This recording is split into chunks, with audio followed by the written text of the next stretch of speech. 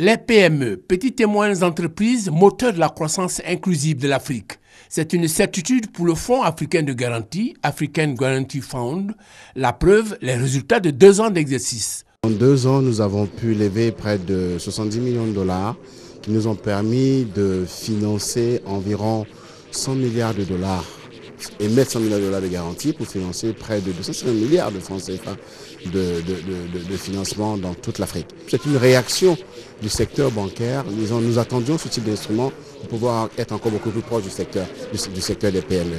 Fort de ce résultat, les actionnaires du fonds, les Danois, les Espagnols, la BAD, Banque africaine de développement, et les dirigeants de l'institution veulent doper leur contribution à l'accélération de la croissance économique de l'Afrique avec comme cheval de bataille les PME. Sur 2 jours, ils vont réfléchir sur comment améliorer leur accompagnement des PME en prenant en compte les facteurs autres que le financement. Le problème des PME n'est pas seulement un problème de financement. Le financement est un des sujets les plus importants, c'est vrai. Et c'est pour ça que nous apportons cette contribution. Mais avant, il y a d'autres sujets aussi importants.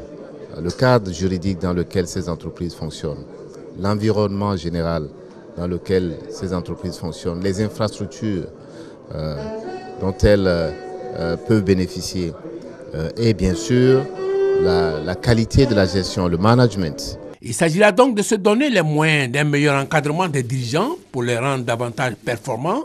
De plus, doubler le capital de l'institution. Voilà le menu de l'Assemblée d'Abidjan. L'African Guarantee Fund a salué la volonté politique affichée du gouvernement ivoirien avec la nomination d'un ministre en charge des PME. Anzoumana Moutaye, avant de déclarer ouvert les travaux, a souligné quelques aspects de sa feuille de route. Créé en 2012 à Maurice, à l'African Guarantee Fund, à son siège à Nairobi au Kenya, il est dirigé par l'Ivoirien Félix Bipo. Son capital est de 500 millions de dollars.